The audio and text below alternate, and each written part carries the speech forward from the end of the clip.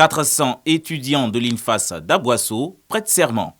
Baptisés Aka Awele, ces membres de la 11e promotion sortante promettent professionnalisme et humanisme aux populations dans l'exercice de leurs fonctions.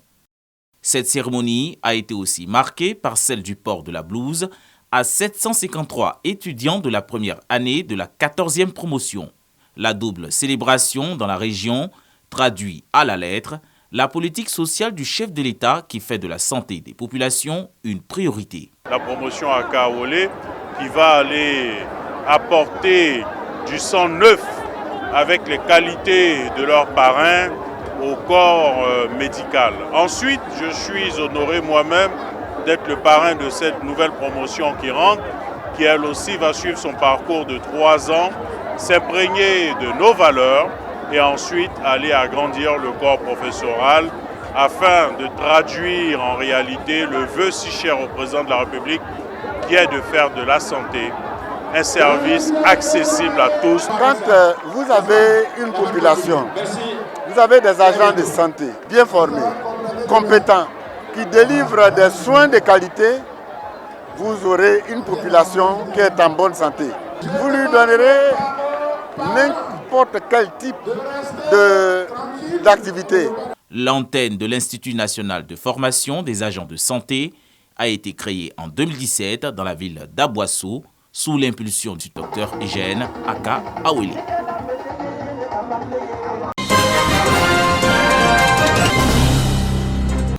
Une signature en pleine forêt classée de Bamo à Agboville, symbole du partenariat naissant entre la Société de développement des forêts, SODEFOR, et le domaine Bini, entreprise spécialisée dans le développement de l'écotourisme.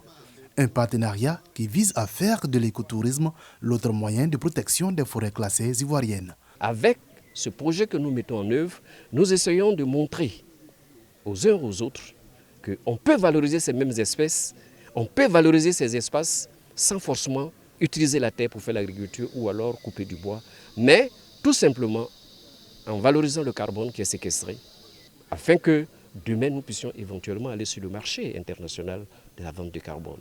Une randonnée pédestre sur des circuits touristiques aménagés a été l'occasion de découvrir les potentialités touristiques de cette forêt classée et qui seront mises en exergue par l'opérateur privé.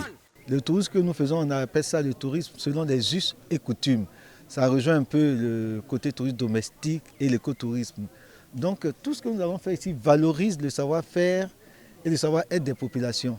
Cette valorisation des richesses locales se fera avec une implication des populations riveraines. Dès lors que la forêt a été classée au rang des forêts classées, nous sommes investis pour participer à sa protection.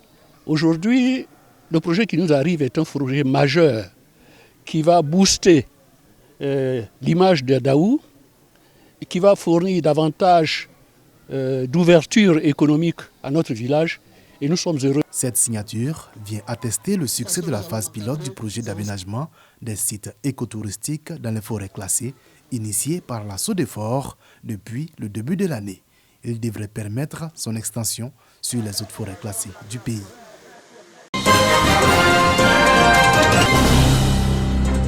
Au sortir des états généraux de l'éducation nationale, les maux qui minent l'école ivoirienne devraient être identifiés et des solutions concrètes appliquées afin de lui redonner son lustre d'antan.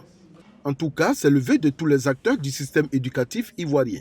Le ministère de l'Éducation nationale et de l'alphabétisation est au four et au moulin pour trouver des pistes de solutions.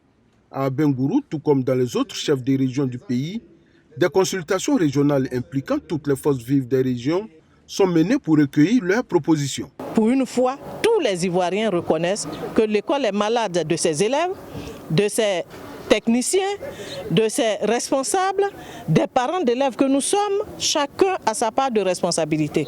Et donc, ce sont ces différentes portions de responsabilité dans les mots de l'école que nous allons mettre ensemble. Le préfet du département d'Abengourou, préfet de la région de l'Indéné-Guablin, exhorte les participants à ces consultations régionales à s'impliquer dans les travaux afin de faire de bonnes propositions susceptibles de sauver l'école ivoirienne du naufrage. Au terme donc de ces rencontres, mesdames et messieurs, Le gouvernement devra disposer de toutes les informations nécessaires à la prise de décision devant permettre une meilleure conduite de la réforme du secteur éducation-formation.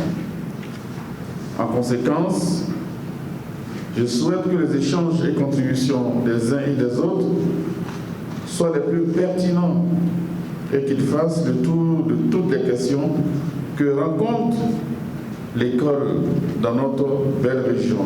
Les propositions pertinentes qui sortiront de ces 2 journées de consultation seront prises en compte dans les conclusions des États généraux de l'éducation nationale.